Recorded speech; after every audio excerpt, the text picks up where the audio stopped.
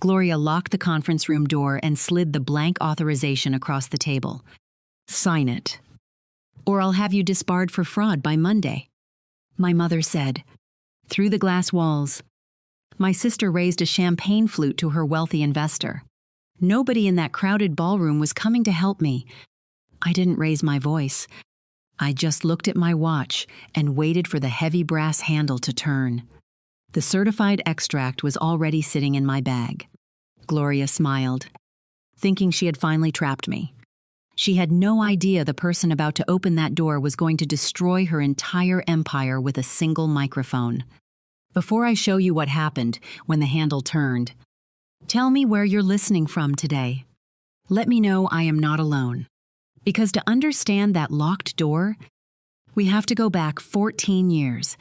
14 years ago, the only door Gloria ever locked was the one to her home office. That room was the heartbeat of our family's finances. She controlled every cent that flowed through it, keeping a meticulous ledger on her heavy oak desk. I stood in front of that desk on a Tuesday evening. On the polished wood sat a plain white envelope. It held $620. Every single dollar came from my weekend shifts at a diner. Tips folded carefully and saved for my own future. Victoria walked into the room wearing a silk dress she had just picked up from the tailor. She looked in the mirror, hid, and told Gloria the hem needed another pass. Gloria didn't even look up from her ledger. She reached across the desk and pulled my white envelope toward her. "Your sister needs this for her gala dress," Gloria said. Her voice was perfectly level. "You don't have the social grace for those events anyway. Allison, it's an investment in the family." She didn't ask. She simply took. I watched her slide my money into her top drawer. The lock clicked. That sound was louder than any shouting could ever be. It was the sound of a mother deciding which daughter mattered, and which one was just a resource to be spent. I didn't cry. Crying was a currency Gloria didn't accept. I just turned around and walked out of the office. The next morning, I left the house before the sun came up. I carried nothing but a duffel bag and the clothes on my back. I promised myself I would never let her control my survival again. I thought leaving had severed the cord. I thought the distance would keep me safe. I was wrong. My name is Allison Graham. I am 31 years old, and I work as a contract attorney. 14 years ago, I stepped off a bus in Savannah, Georgia. People often think walking away from your blood is a sign of giving up. It is not. Leaving is simply the price you pay to choose yourself. I did not have a safety net. I rented a tiny, shaking apartment above a noisy auto shop where the hydraulic lifts banged against the floorboards until 2 in the morning. I worked double shifts at a diner, saving every crumpled dollar bill to pay for night classes. While other people my age were going to parties, I was highlighting legal textbooks at 3 in the morning. I chose the law because I needed to understand how the world was actually built. Gloria operated on manipulation and guilt, bending relatives to her will with a disappointed sigh. But the legal system does not care about your tone of voice. It cares about ink on paper. Now, I spend my days pulling apart complex corporate agreements. As a contract attorney, my job is to find the lies people try to hide in the fine print. Just last week, a client named Mr. Henderson sat in my office. He was a retired contractor trying to sell his business to a larger firm. The buyers had sent over a 60-page buyout agreement, promising a clean transition. I read the document once, turned to page 42, and pointed to a single sentence buried in the liability section. The clause would have quietly transferred all of the buyer's pre-existing corporate debt onto Mr. Henderson's personal assets. I slid the paper across the desk. Mr. Henderson stared at the words, his face losing color. "We rejected the offer. I have direct access to the state's public notary portals, secure filing databases, and federal registry systems. I track down missing signatures, verify asset deeds, and ensure no one claims ownership of something that does not belong to them. It requires cold precision. And I am very good at it. I built a peaceful life here.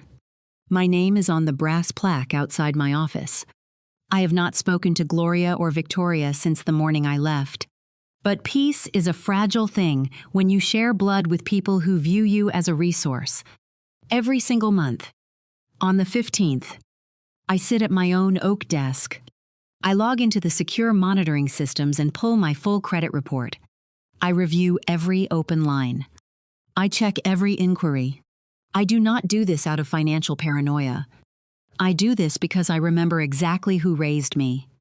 Then, on a quiet Tuesday afternoon, I found the loan. My office was quiet on the 15th. Just the hum of the air conditioner and the stack of client folders waiting on my desk. I logged into the Federal Credit Monitoring Portal. The screen loaded. My available credit had dropped. A new commercial liability account sat at the very top of the page. The balance was $490,000. I didn't reach for my phone to call anyone. I just placed my hands flat on the oak desk and read the numbers again. 4, 9, 0, followed by 3 zeros. It was a business line of credit for Graham Heritage Woodcraft, Victoria's Empire, the family company she was supposed to inherit and run with perfect grace. I opened a new tab. As a contract attorney, my credentials give me direct access to the state's commercial registry. I typed in the business name and pulled the active filings. The guarantor agreement loaded as a scanned document on my monitor. There it was. Allison Graham, listed as a minority stakeholder who had pledged her personal credit to secure the company's expansion. The signature was electronic. A generic cursive font applied to the bottom line. For 14 years, the silence looked like freedom. I assumed Gloria had simply discarded me. The truth was far worse. They had kept me around as a silent, invisible vault. They let me build a spotless credit history in Savannah just so Victoria could use it to finance her failing woodcraft business. My name was chained to $500,000 of their debt. An electronic signature requires an audit trail. It is basic contract law. Every digital signature platform attaches a certificate at the end of the document. I scrolled down to page 14. The certificate showed the exact time the document was executed. October 2nd. 2:30 in the afternoon. Below the timestamp was the device identifier. You don't need a technical degree to read a standard security log. The platform automatically captures the name of the computer that clicks the final button. The text was small, printed in light gray ink. Device Gloria's home iMac. She didn't even try to hide it. Gloria had sat at her heavy oak desk, logged onto her personal computer, and quietly signed away my financial future to buy my sister's success. I hit print. The 14 pages were warm coming out of the machine. The document told me who clicked the button. The balance showed how much they took. The only thing missing was the reason. What exactly did Victoria need $490,000 for? My paralegal, Sarah, set a fresh cup of coffee on my oak desk. The red light on my office phone was blinking steadily. "It's an unknown number," Sarah said, glancing at the caller ID. "But the woman asked for you by your full legal name. She says she's your mother." I looked at the blinking light. 14 years of total silence. Broken on a Thursday morning. I picked up the receiver. Sarah quietly stepped out and closed the door. "Allie, sweetheart," Gloria said. The voice was soft, warm, gentle. It was the exact tone she used when I was 12, and she needed me to give my new winter coat to Victoria for a ski trip. Gloria never offered affection unless it was the purchase price for something she wanted. That was the currency of our house. You were only loved when you were useful. "Hello, Gloria," I said. She didn't miss a beat. She asked about the weather in Georgia. She said she was proud to hear I had my own law practice. The toxicity was always wrapped in pleasantries. If you didn't know her, you would think she was just a mother missing her daughter. but I had 14 pages of a forged credit agreement sitting in my top drawer. I'm calling because Victoria is hosting the company's anniversary gala next month. Gloria said, "We're doing a minor administrative cleanup before the event. The accountants are updating the old stakeholder files." She paused, letting the warmth settle into her voice again. "They drafted a simple internal update authorization. It just cleans up some old records. I can overnight it to your office. If you sign it, we can finally put the past behind us. Maybe you could even fly up for the gala. Family needs to stick together." Allie. There it was. The bait. She wasn't calling to apologize. She was calling because the bank required a physical signature to finalize the commercial liability account she had fraudulently opened in my name. If I signed that internal update authorization, I wouldn't just be cleaning up records. I would be retroactively consenting to $490,000 of debt. She thought I was still that 17-year-old girl. She believed 14 years of silence had starved me enough that I would trade my peace for an invitation to a family party. I didn't yell. I didn't tell her I had already seen the digital signature log from her home computer. I kept my voice perfectly level, matching her tone. "Send the document," I said. "Wonderful." Gloria sighed. "I'll have it sent right away." I placed the receiver back on the base. She thought she was securing her empire. She was mailing me the weapon. The overnight mail arrived the next morning. Sarah walked into my office and placed a stiff cardboard envelope on my desk. She didn't ask questions. She just set it down next to my coffee mug and pulled the door shut behind her. I slid a letter opener through the flap. Inside was a single sheet of paper. Printed on heavy stock, Gloria had included a yellow sticky note in the corner. It read, "Sign here, Allie." It was the internal update authorization she had promised on the phone. The document was drafted beautifully. It used terms like administrative restructuring and liability realignment. To an untrained eye, it looked like routine paperwork for a family trust. To a contract attorney, it was a confession. Signing it meant I acknowledged and accepted the commercial debt tied to my name. Anger is a waste of energy when you have access to the public records database. I placed her blank authorization inside a leather folder. Then, I logged into the state registry portal and submitted a formal request. A digital printout is easy to dismiss in a crowded room. A state-certified document is not. I paid the $42 processing fee and waited. At 3 in the afternoon, a courier arrived at my reception desk with a heavy manila envelope from the county clerk. I spread the pages across my oak desk. It was the original commercial liability agreement. Page 14 displayed the digital signature log and the device identifier pointing straight to Gloria's home computer.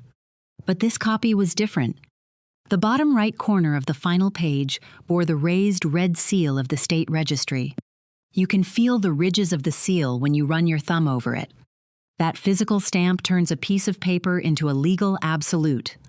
Nobody can argue with a red seal. I needed to know exactly what this forged loan was buying. I opened a browser and searched for the Graham Heritage Woodcraft Anniversary Gala. The event was being held at a restored historic estate right here in Savannah. Gloria had told me to fly up, completely forgetting I already lived in the city they were targeting for their southern expansion. They were not just stealing my financial identity. They were dragging their empire into the only place I had ever felt safe. The press release listed the guest of honor. His name was Nolan Hayes. He was a senior partner at a private equity firm in Atlanta. The pieces snapped into place. Nolan Hayes was not just a dinner guest. He was the new capital. Victoria needed the $490,000 credit line to fake a perfect balance sheet before he finalized his investment. My stolen identity was the bridge keeping their company from collapsing before the gala. I placed the certified extract into my briefcase. I set Gloria's blank authorization right next to it. The gala started at 7. I arrived at the historic estate in downtown Savannah exactly at 7 o'clock. Valets were parking imported cars under the heavy oak trees. Inside the main hall, A string quartet played softly over the hum of 200 guests. I walked in carrying only a small clutch and my leather briefcase. The ballroom was a display of perfect wealth. Waiters carried silver trays of champagne and hors d'oeuvres. Through the crowd, I spotted Victoria. She was wearing a floor-length silk gown, smiling flawlessly as she introduced a tall man to the board members. Nolan Hayes, the private equity investor. His money was the only thing keeping Graham Heritage Woodcraft from bankruptcy. Then, Gloria saw me. She was standing near the ice sculpture. The warm, welcoming mother from the phone call disappeared instantly.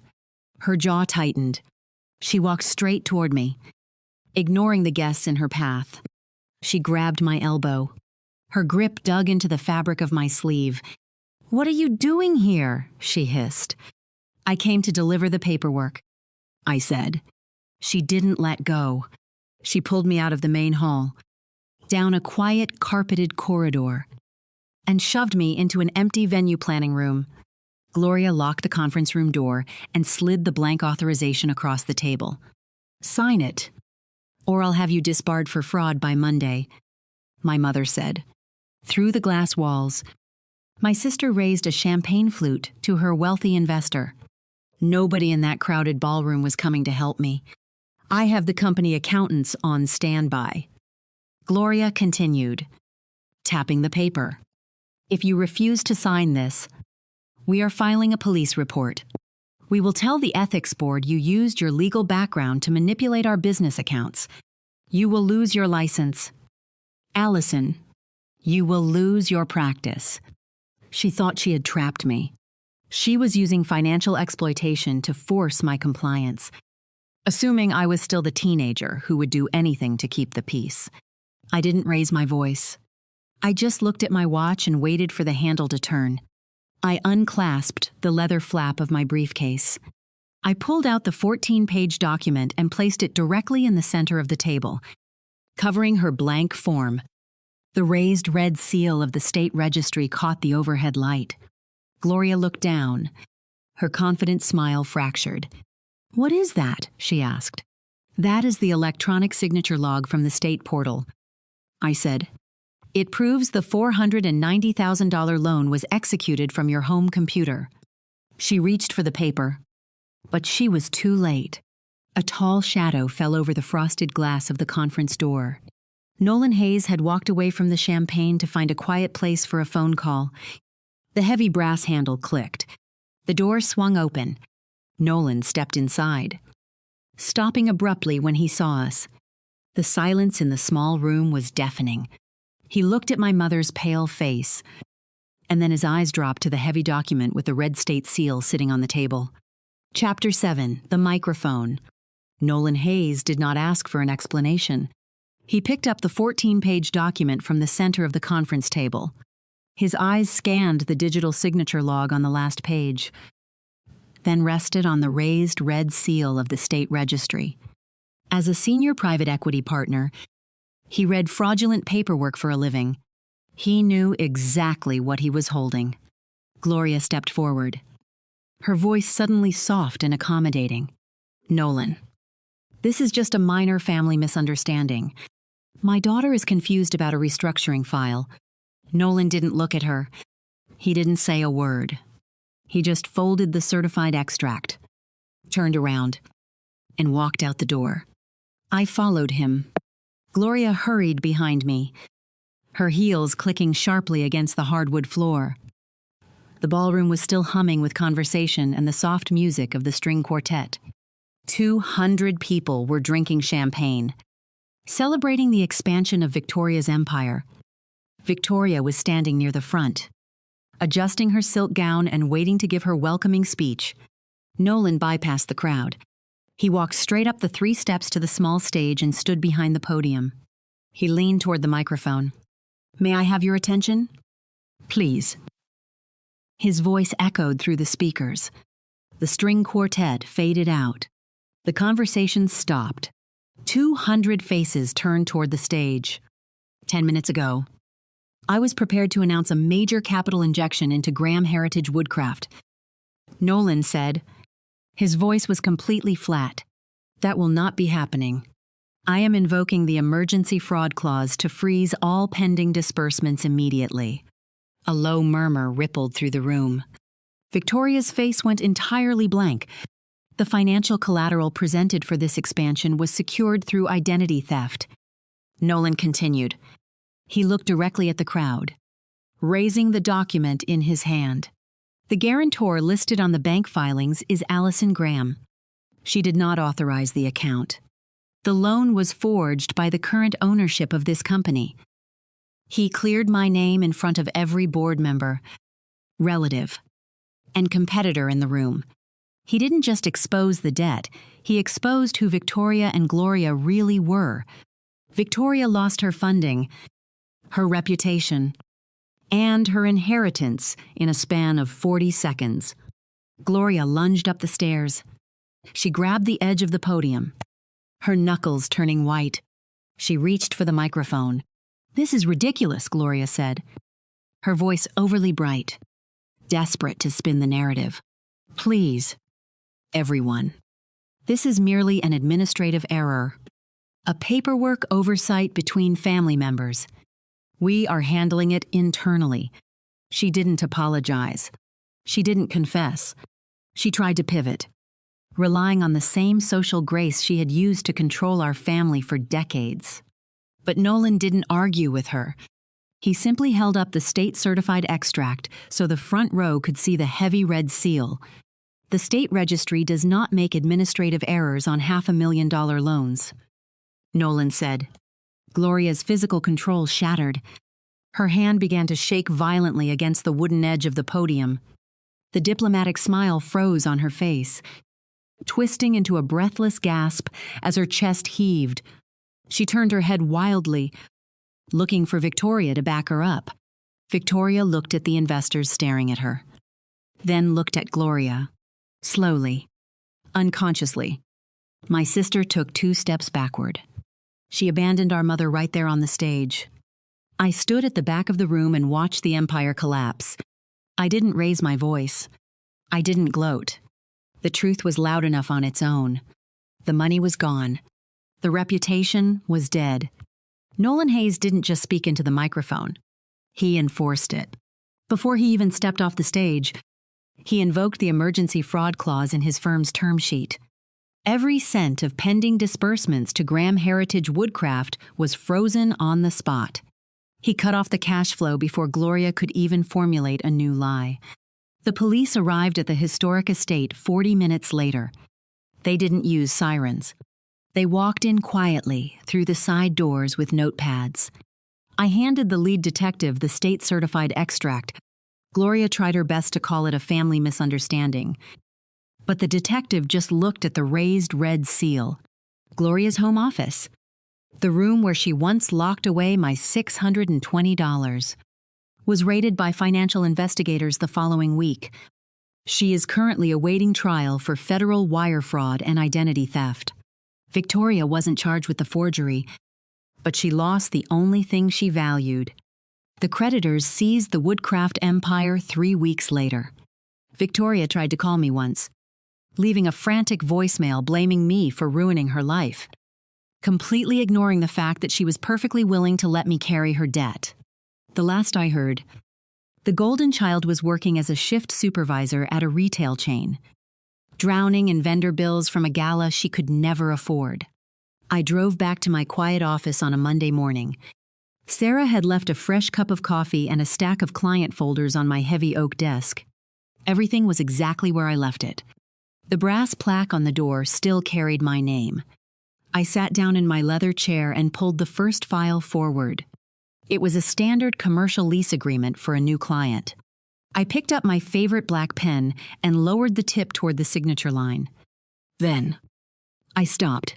I held the pen in the air, my chest tight, the ink drying on the metal ball. I sat in a completely empty room, waiting for a hand to reach across the desk and take the paper away.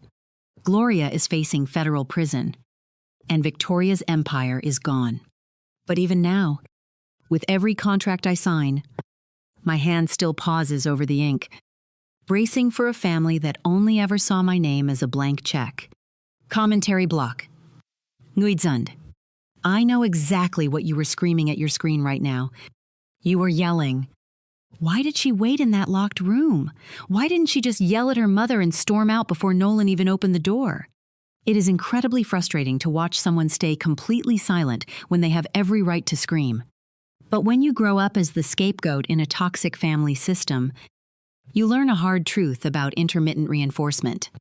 If your mother only offers affection conditionally, like Gloria, using a sweet, warm voice on the phone just to get a signature, you realize early on that her love is just a transaction.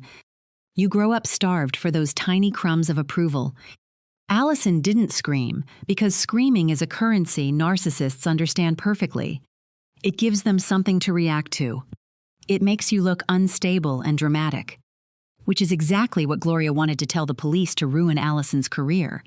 Instead, Allison executed 3 absolute masterclasses in practical self-defense. First, she used the silent audit. When she saw the $490,000 loan on her credit report, she didn't call her mother to demand answers. She logged into a public portal and found the digital signature log. She gathered the data quietly, letting the enemy think they were still entirely in control. Second, she used the red seal strategy. This is the most crucial part. A printout from a computer can be argued. A state-certified document with a raised physical seal cannot. She paid a $42 processing fee to turn an argument into an absolute legal fact. When you are dealing with people who constantly bend the truth, you do not bring words to the fight. You bring undeniable, third-party verification. That physical stamp shut down any possibility of Gloria calling it a misunderstanding. Finally, she used the third-party detonator. Narcissists rely on isolation. They want to trap you in a back room where they control the reality. Allison knew Gloria would try to twist the narrative if it was just the two of them. So she didn't argue. She simply placed the certified document on the table right as Nolan Hayes, the man holding the purse strings, walked in. She let the money do the talking. You don't have to out-yell the people who hurt you. You just need to stop protecting their secrets from the people they are trying to impress. What is a boundary you had to set that your family called dramatic or selfish? Tell me in the comments below. I read every single one of them. And make sure to subscribe to hear more stories about women who stopped keeping the peace and started keeping their power.